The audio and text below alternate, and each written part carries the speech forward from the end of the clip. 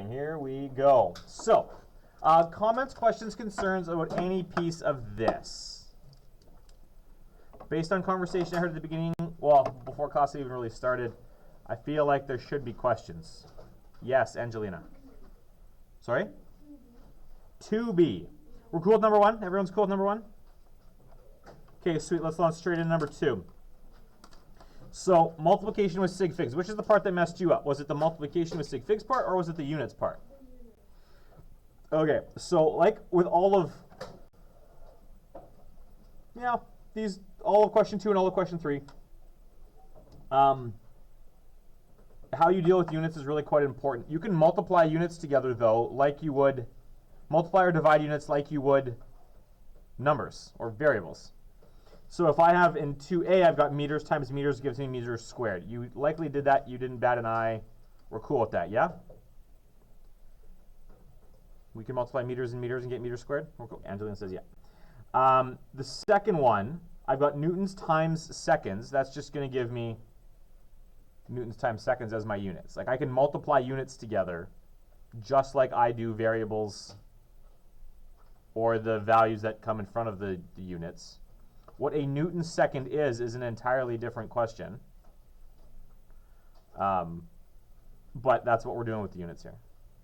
The newton second, you'll learn next year, if you take physics 12, is actually are the units for impulse, which is a change in momentum. We don't do momentum in grade 11. So like C, the same kind of thing. I've got kilograms times meters per second. That's going to give me a kilogram meter per second. These are units for momentum. Meters squared times centimeters. Well, you have to take the centimeters, you convert it into the meters. And I get that. 0.007 meters cubed. Got my kilogram meters per second and my newton seconds here again.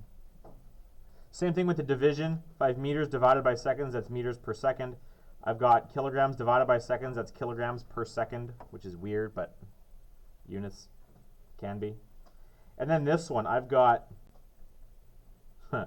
meters cubed per kilosecond. No idea what that is. That's not really a thing.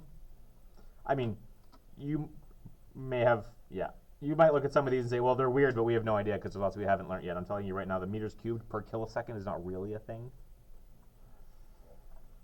Then these ones down here, because we're adding values, I'm not adding,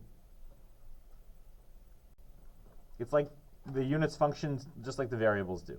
When you've got 14x plus 12.2x gives you 26x. So 14 meters plus 12.2 meters, 26 meters, assuming you deal with sig figs properly. Angelina, does that help? Make sense? Okay. I'll slide this up here so you guys can see the answers to 5. Comments, questions, concerns about any of this page? Yes, go here. 5D. Which part is your question? The sig figs. Okay. So, I have 4 sig figs here, and I've got 2 sig figs here. And I've got 4 sig figs here, and I've got 2 sig figs here.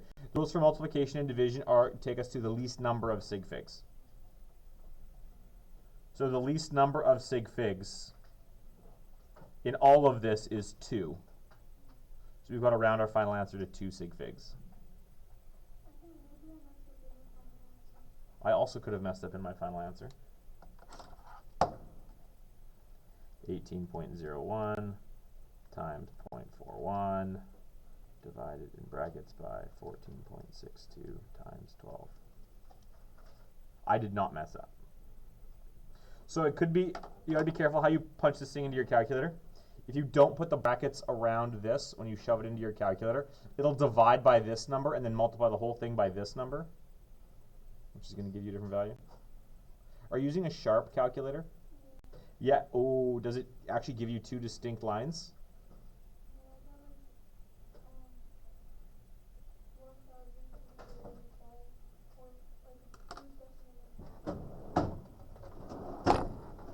Tell me exactly what you're punching. Is this calculator here? Yeah. Okay, tell me exactly what you're punching in. So I put in the brackets times.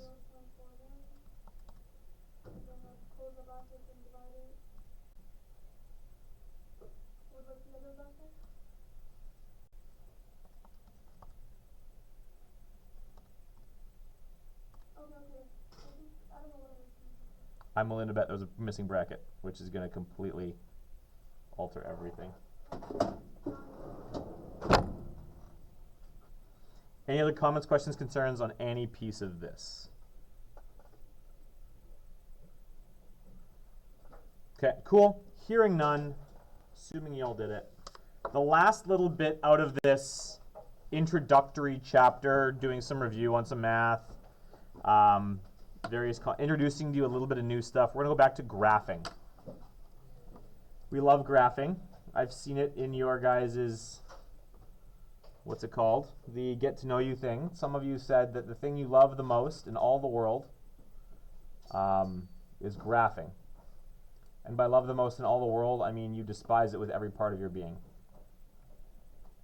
So let's do this thing. There's some graphing rules here that I'm not necessarily going to write anything down for you, but I'll make you write things down. I've gone through them. I will go through them here for you. When we're graphing things in physics, we're going to be perhaps a little bit more neurotic than you've been in the past. I don't know how neurotic you've been in the past with your graphing, but we want to label the axes and we want to include the units.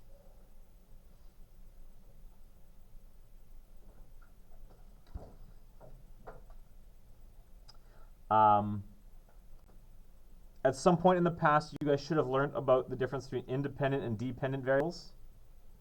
Do those words mean anything to us? Hands up if independent and dependent variable is something you've talked about in the past. Whether or not you remember, it's an entirely different question, but it's in there somewhere. Okay, cool. Hands up if you remember it enough to be able to explain it. Okay. So, the independent variable, does anyone remember the independent variable? What an independent variable is, Manuel? Independent means that it relies on something else. If you are a strong, independent woman, do you rely on anybody? Okay. So, well then what must it be? If you are independent, the independent variable is what? You rely on nobody. You rely on nobody. Relies on nothing. And the dependent variable, if you are dependent, now you are connected to something else. You rely on something else. And specifically, the dependent variable typically relies on what? The independent variable. So your clingy man relies on your strong, independent woman. I don't know, I'm just throwing that out there. So the dependent variable relies on, I'm just going to say the IV, sorry, the independent variable. So as the independent variable changes, your dependent variable is also going to change. The classic independent variable that we tend to deal with in math and physics is what? What's the most common one? Time. Time is just going to happen whether you want it to or not. Time is your strong, independent woman here. And things happen as time progresses. So whatever is happening as time moves on is your dependent variable. Typically, the independent variable gets placed on the x-axis. The dependent variable gets placed on the y-axis. I do want to make a note here. We're going to star these two, and throw the word usually in here. This is usually true. It is not always true. Or it's always true until it isn't. Pick one that makes you the most comfortable. We've got to title our graphs, which is perhaps something you haven't done in math before. I don't know.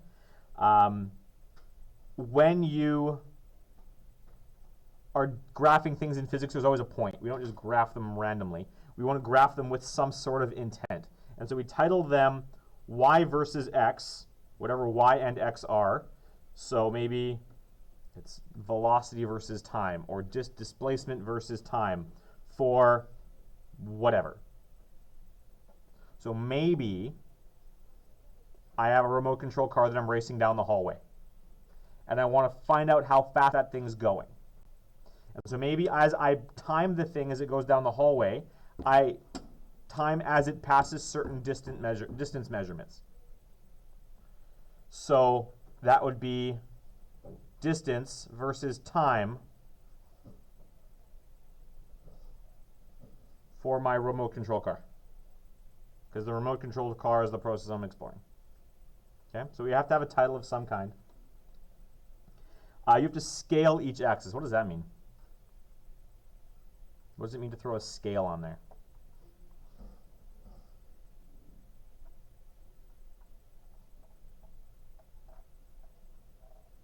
Okay, I will tell you what a scale is.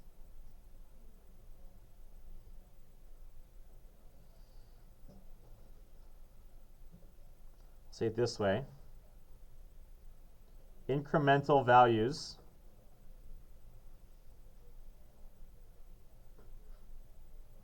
to help plot data. The scale on the axis, this is the numbers that are going up the side. And maybe there are, well, the scale that you pick, maybe every line is worth 1 on your graph paper. Every line is worth 5 on your graph paper. Every line is worth 10 on your graph paper. You're going to get lots of blank graph paper, and you're going to have to come up with a scale for it. And the scale needs to help plot data, which means the scale needs to make sense. There are good values and bad values for scaling. Anyone want to take a stab at what a good value is for a scale? Say good values.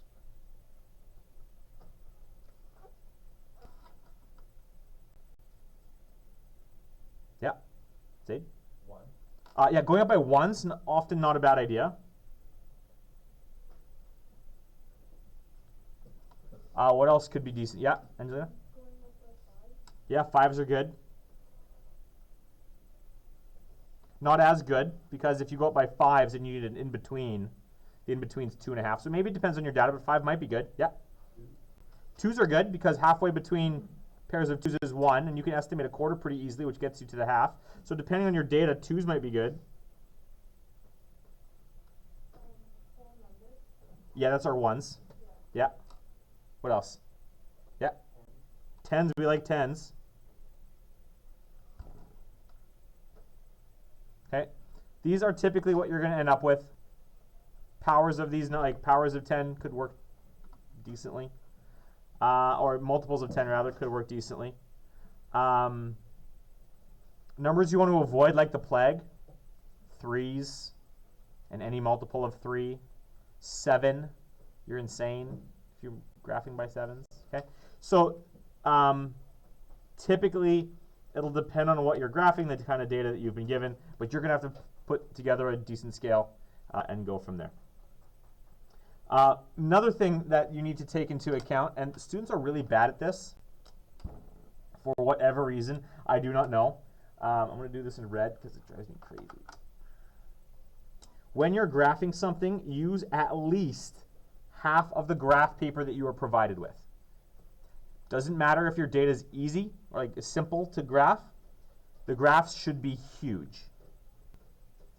I'm not going to give you small graph paper either, so make sure your scales take it so that you're using at least half of the graph.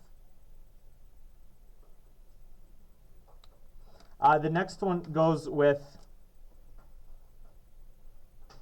what we talked about before with scaling and values. I don't know why that is. Yeah, sorry. This should have been the next point. Use at least half the graph paper. And then the bottom one, plot the points and draw a line of best fit. This is an interesting one.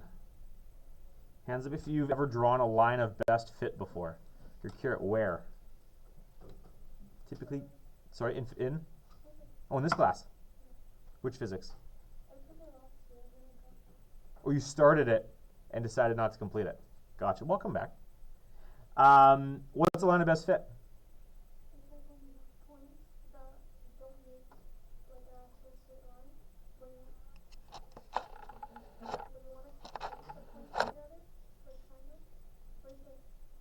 That's not a bad description. The only thing that I would add to what you said, good curate, is that it's, so we've got data here, this thing down here, these are measured data, and while the lines themselves don't form a straight line, Do they look like they should? Does this look like this is going to be a linear relationship? Yeah, it looks linear. And so when we've got things, I'll just draw a line in here. That is a line of best fit. When we've got data, especially when you're recording it, you're likely not going to be perfect. You're probably not going to get right on every time, every incremental value, so that your data actually, if you were to connect the dots, would form one long straight line. When you're graphing data that you yourself have gathered, if you know it's supposed to be linear, approximate it with a linear relationship, and we want to best approximate the data. So that line of best fit is the line that we're going to draw here. The line of best fit means you want roughly the same amount of data above as you do below. I'll add that in here, roughly. The same amount of data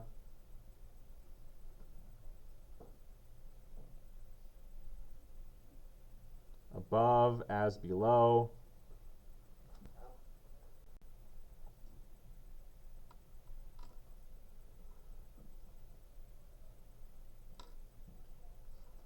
And it doesn't actually have to go through any of your data points. It just has to be your best approximation for it. A line of best fit is like, I don't know, any of the things you learn in art. I can't tell you exactly how to do it. I can tell you roughly how to do it, and then you're going to get a feel for it as you practice them. So today, there is no, you might have looked at this and said, oh, there's no questions. Yeah, there's questions. They're coming. There's photocopied over there on the side. So you're going to get some time to practice some of this stuff today. Okay? So that is a line of best fit, and we'll get you going with that. A linear relationship. There is, questions about any of this first, the graphing rules? Okay. There is one.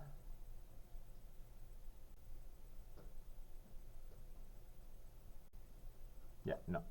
We'll go here. So linear relationships. Linear relationships typically have what kind of equation?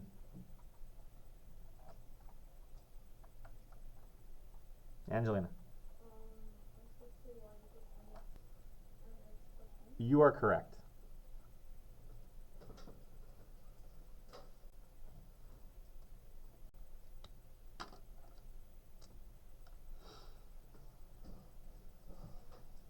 What's M? M is slope. Slope is equal to what? Or conceptually, slope is equal to what? Yeah. Rise over run. Now, practically, what is slope equal to?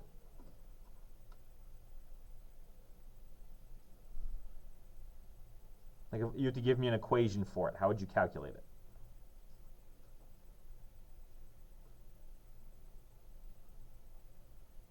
Manuel, is that kind of a hand? Are you scared to commit? Yes. Is it y minus x over like y2 minus x2? Or is it kind of like that, right? Is it that, or is it something like that? It might be something. It might be something like that. You're Carrot, you have your hand up?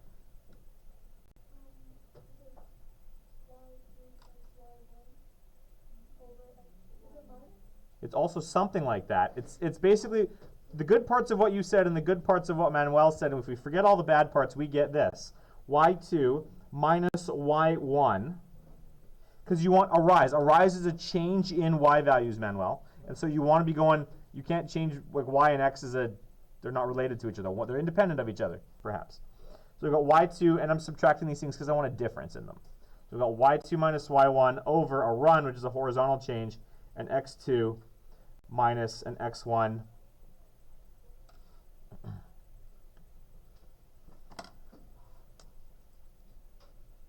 What's B? Angelina. This is a y-intercept.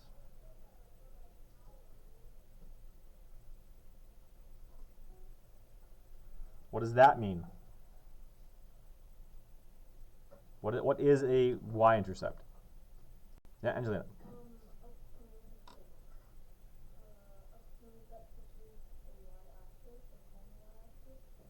Okay, so I'll say where the graph hits the y-axis.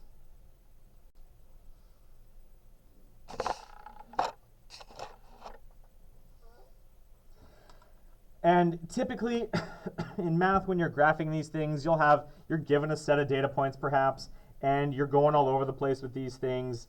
The y-axis or the y-intercept rather is often something you use to read off the graph. But when you've been given data points, they might not give you a y-intercept as a data point. Okay? The thing that I see happen all the time is that when students don't have data that nicely hits the y-axis, they make something up for the y-intercept. And the thing that they make up is almost always the same thing. Anyone want to take a guess what people just make up when they're not sure what the y-axis or what the y-intercept is? 0, yes. Okay? They will take the y-intercept and they'll say, oh, well, I don't have data, so I'm just going to assume it's 0, like it goes through the point 0, 0. And that is very rarely true. You have to decide whether or not that's actually a valid data point. So I'm just going to say in here, don't assume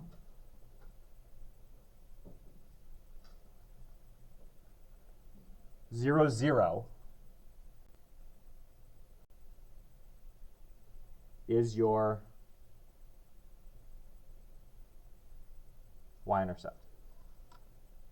It might be. That might be a valid option. But it really might not be. And if it's not, we've got to figure out why that is. So just in general here, I'll draw a line on this graph. There it is. I'll draw it a little bit thicker so we can actually see it.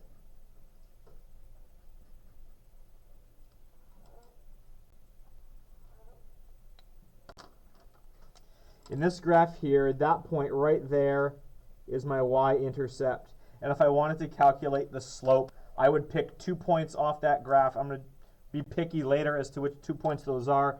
Maybe it's this point here and this point here. And I want a rise and I want a run. So my run is going to go to the right and my rise is going to go up. This is the point x2, comma y2. This is the point x1, comma y1. So then my rise here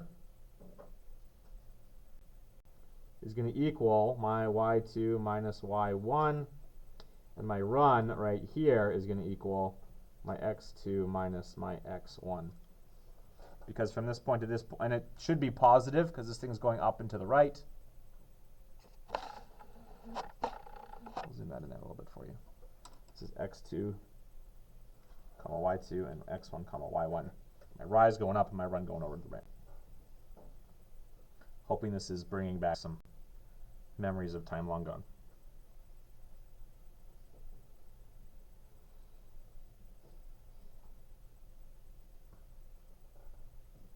Okay, so when you're drawing a line of best fit, you're going to end up with something that we've already talked about looks like this. This graph has no title, but if we were to throw a title in here, what would we title this thing? Voltage versus current. I'll put it down here at the bottom. I'll zoom this out so you can see it. Put it down here at the bottom. Title doesn't have to go up top. Voltage versus current, and we don't know what's actually being evaluated here, but so let's call it voltage versus current. There's my title. Now, we can't assume that 0, 0 is a valid data point, but let's look at this thing. I've got voltage and I've got current. If I have no voltage, can I have any current? So for this set of data, would it make sense for 0, 0 to be a valid data point? Yes. For this data, it would. So I'm going to add it in here.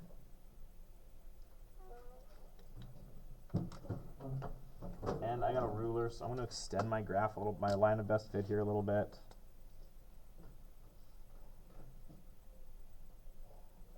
See, my line of best fit doesn't necessarily actually go through that point. It almost goes through that point, but not quite. Don't worry if you didn't bring a ruler today, I've got many. When you're analyzing your data, one of the things we're always going to do is we're going to take the slope. Slope's going to give us a relationship here. To find the slope of a straight line, first we want to choose 2 points that are fairly far apart and use points on the line of best fit.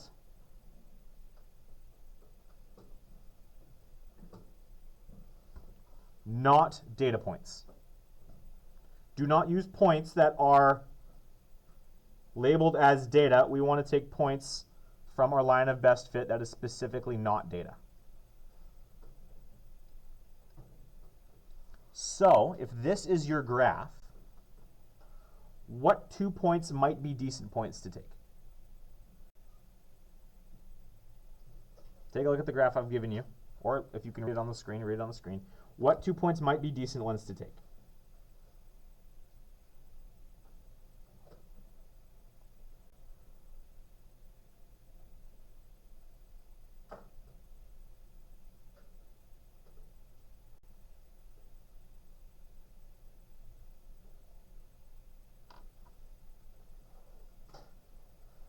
Yeah, James. 0, 0,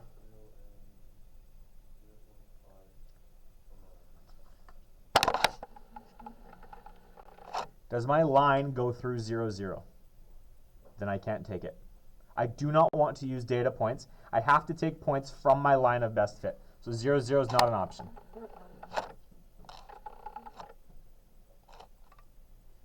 Even if you're not sure what the values are, there are points on here that are going to be better to take than others.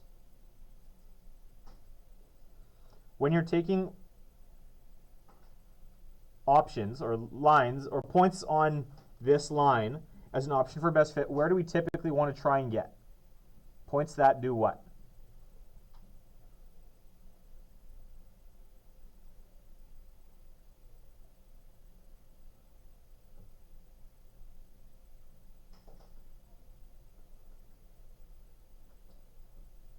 I want points that have nice values, yeah?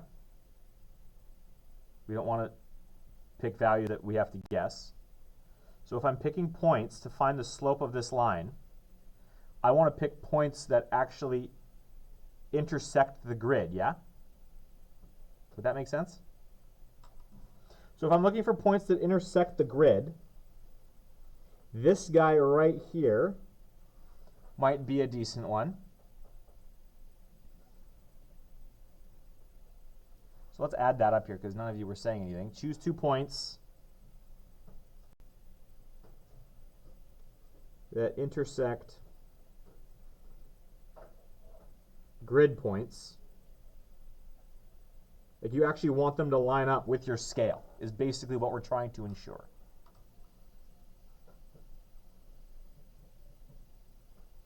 So that point that I circled down there, and where might another decent one be? We want them fairly far apart if we can get them far apart.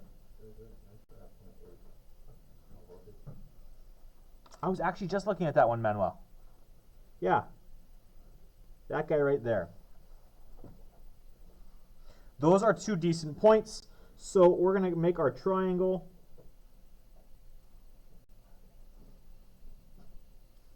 When you're calculating the slope, I actually want to see the work on the graph.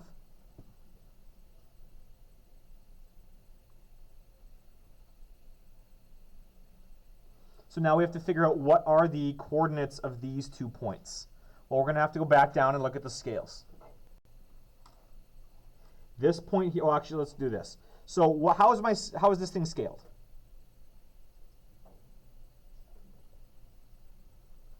How is the x-axis, I'll say it this way, be more specific. How is the x-axis scaled in this graph?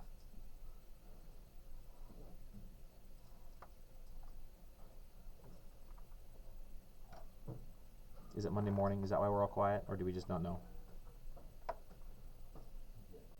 Which one? Both? Okay.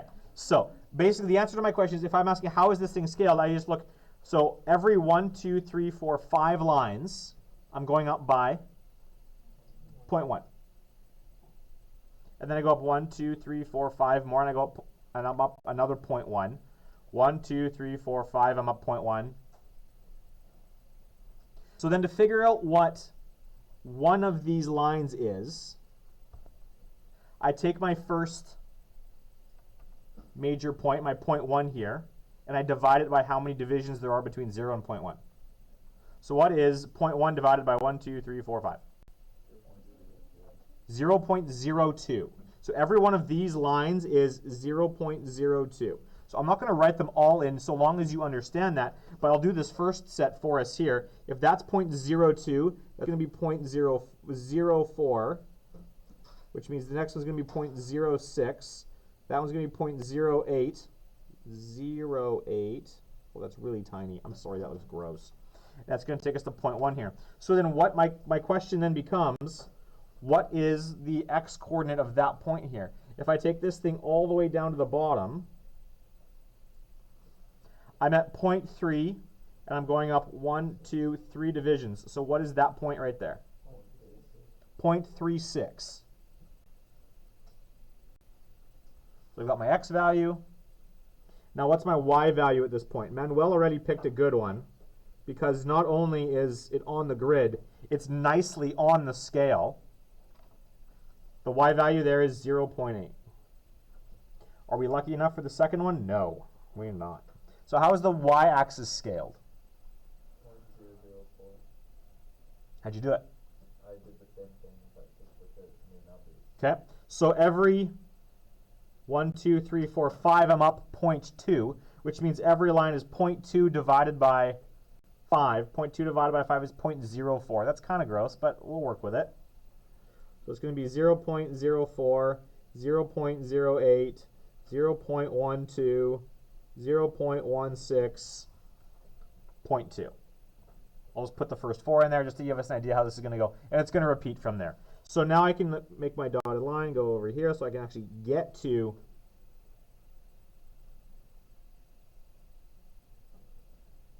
I'm doing the y one first here, I guess. So it's going to be something, comma, something. And this guy's going to be 0.2, and then I'm going up 1, 2, 3, so that's going to give me what? What's my value there?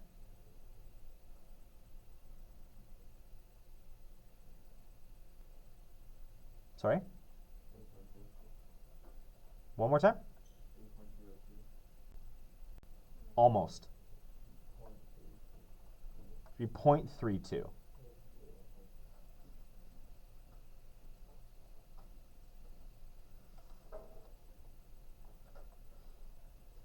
I started at 0.2 and I added the 0.12. It's going to give me 0.32. Oh, that was, dang it, that was my y value. 0.32. What's my x value here?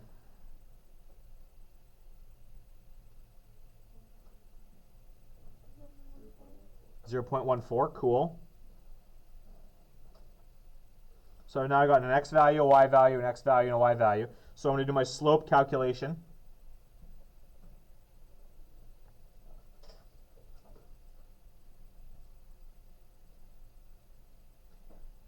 It's going to be y2 minus y1, so I can shove it in here. 0.8 minus 0.32 over 0.36 minus 0.14. What's my slope?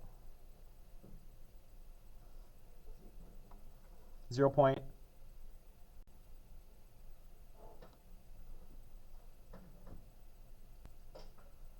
Is it 0 point?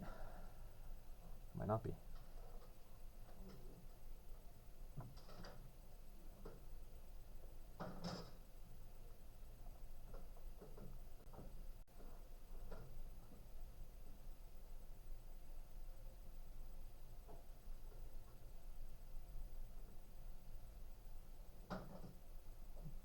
Someone who the calculator, what's the slope? 2.18.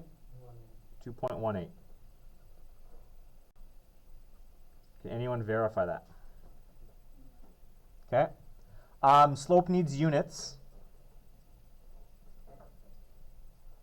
This graph did not include the units. So what's the units for voltage?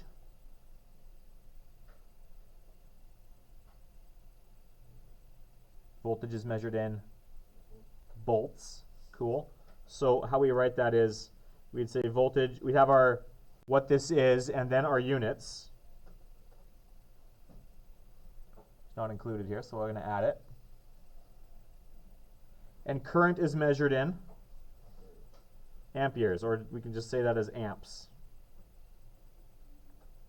So then my slope is 2.18 what?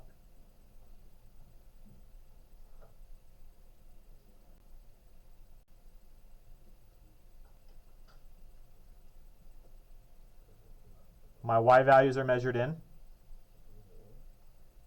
Sorry? It's V over A, yeah. My y value is a change in volts.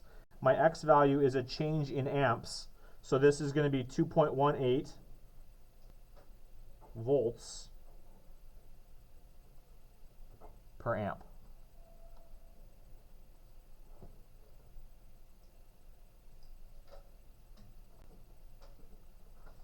I want you to think back to grade 9 for a second. What value do we get when we divide voltage by current? We get resistance. Just to help you remember things a little bit here, I'll go up to the top. R equals V over I. If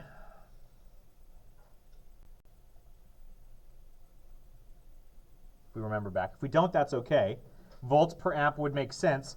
But if we know that a volt per amp is actually a measure of resistance, then I could write my slope with what units? 2.18. Manuel, you said it. Say it again. Ohms, which I could write as the word ohms, or I could use the symbol. Oh. Yeah, a horseshoe, but the horseshoe has a name. It's the Greek letter omega. That guy is the measure of resistance.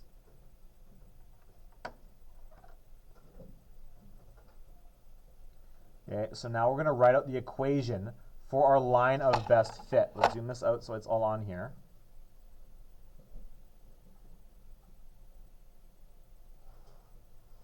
So we're going to start with y equals mx plus b, and we're going to fill this thing in.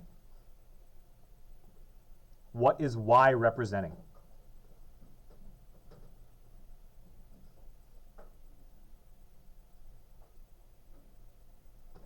You know. What have we labeled the y-axis as? Voltage. So my voltage is going to equal what? Well, m is my slope. My value for the slope was 2.18. X is current.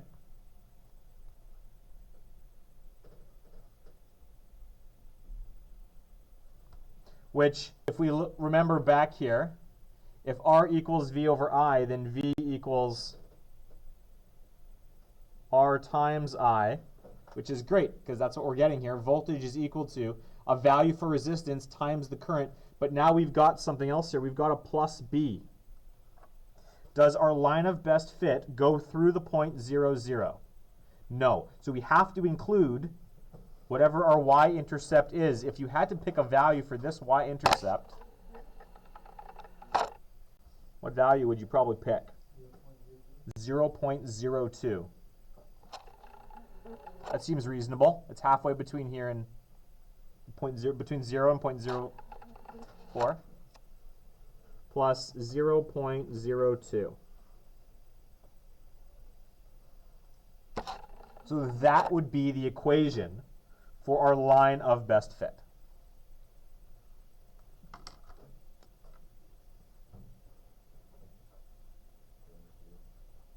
Yes, sir.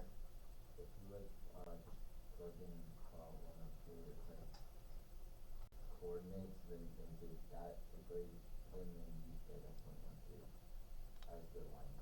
What coordinate did you pick? Did you pick a data point? Yeah. You can't pick a data point. Why not? The data point's not necessarily on the line. Mm. It's the equation of the line of best fit. And you have to pick points that are on the line of best fit. You could pick, how would you get 0.13? That wouldn't anyway. That wouldn't make sense. But. The data gives you the relationship, but the relationship you get might not perfectly line up with the data, and that's okay. What is inherent in every measurement we take? Perhaps some guessing. What else is inherent in the measurements we take? It's a 5-letter word, starts with E. Would make a good Wordle word, actually. It's another word for a mistake, but it's not a mistake. There's 3 R's, thank you. Error, okay? There's error in everything. You're not perfect. The machines you use aren't perfect. So this thing right here represents error or uncertainty.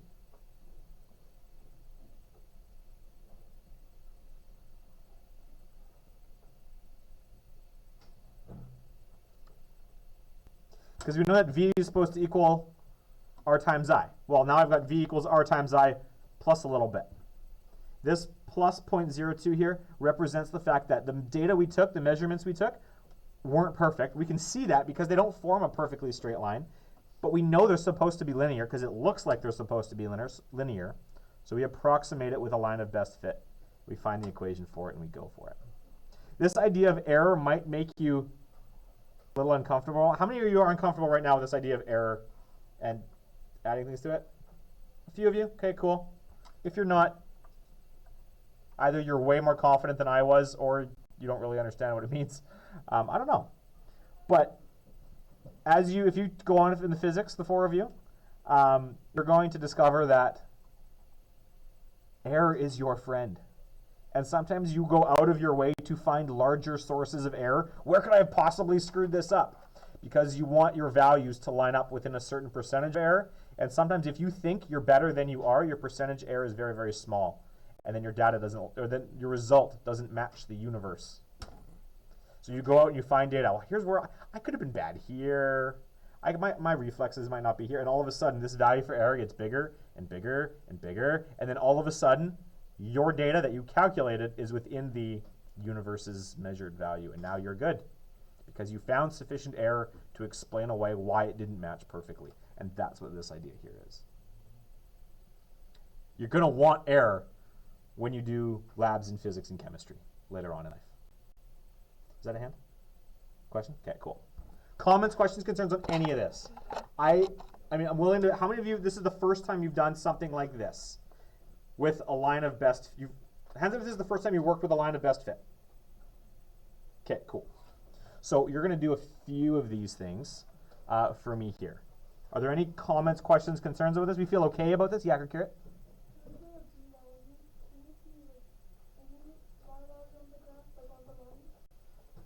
The B value is always the y-intercept. So it's where your line of best fit crosses the y-axis.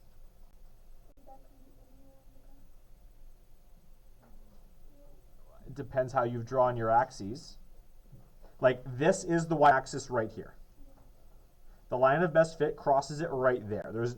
There is no other option for that. It's wherever this line that you drew intersects this line that you will have labeled. Okay, so I want you to play with this stuff. Here's what we're going to do. I apologize in advance. I put these things through the photocopier, and the photocopier wasn't lined up properly, but I'm not re-photocopying all of this. This I'm going to give you is just a booklet of empty graph paper. I photocopied it single-sided so that if you need to do work on, like, you need to do math on the back, you can do math on the back. Generally, though, for labs and stuff that we do, the reason I put my slope calculations right on the graph paper instead of this lovely empty box over here is because this is how you're going to be asked to do it. You go off to UBC, SFU, UFV, you're taking a first year physics course, you're going to do a bunch of labs. They want to see the work directly on this thing. I know that because I was a student at 2 of those universities, and I worked at one of them. So, as a lab instructor, I know what they want to see. So, put your slope calculations right on the thing. Everything needs to be included on here. And we're going to follow the instructions that I gave you before for graphing. So, we're going to pass these out, and then I'm going to give you the problems that you're going to be graphing. 1, 2, 3, 5, got pass. 3, oh, hold on. 4, you want more? Go straight back. Nope, go back. Nope, go back. Pass that one back. So then we give you 2, 9, go straight back there. Like this, 4, all the way back to James. Sorry? Wednesday or Thursday, depending on how today and tomorrow. Rest of today and tomorrow goes. James says next time. Come back. 1, 2, 3, 4. Okay. Go.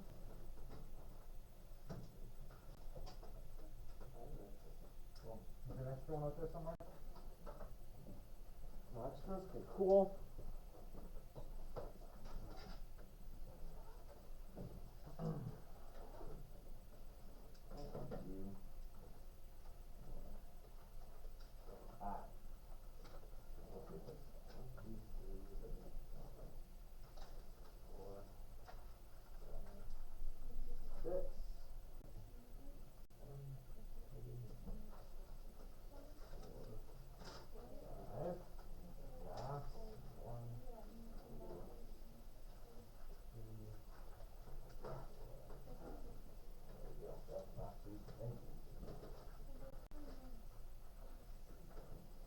Okay, so this sheet I've given you, it has the notes for plotting the line graphs right on it.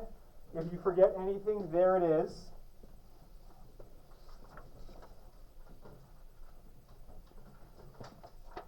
And there's 4 exercises. Oh, shoot. I only gave you 3 pieces of graph paper and there's 4 questions. I missed question number 4.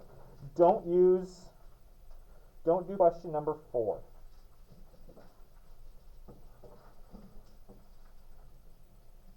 Yeah, don't do 4. 4 is weird.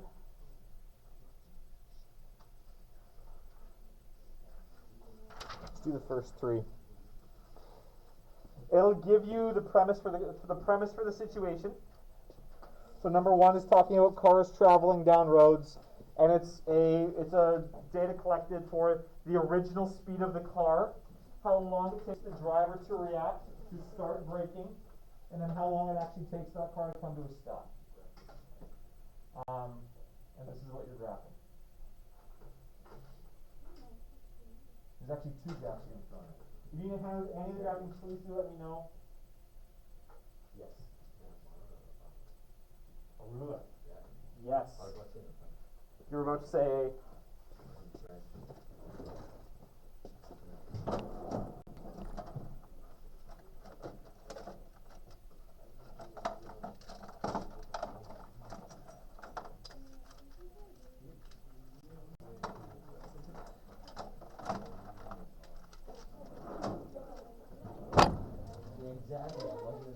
If you do not have a ruler of your own, I have a few.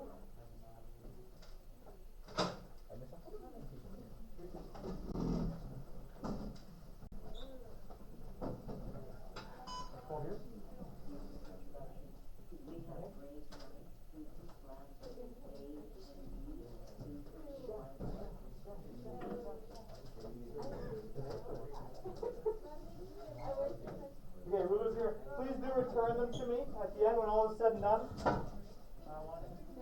can't have it.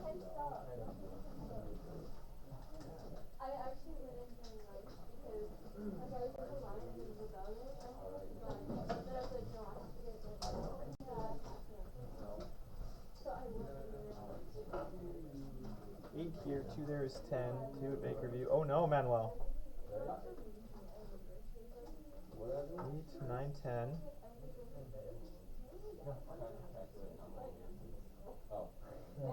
No, I said 12, right? Yeah, it's 12. Yeah, it's 12. How do you like it? How do I love teaching? I love teaching.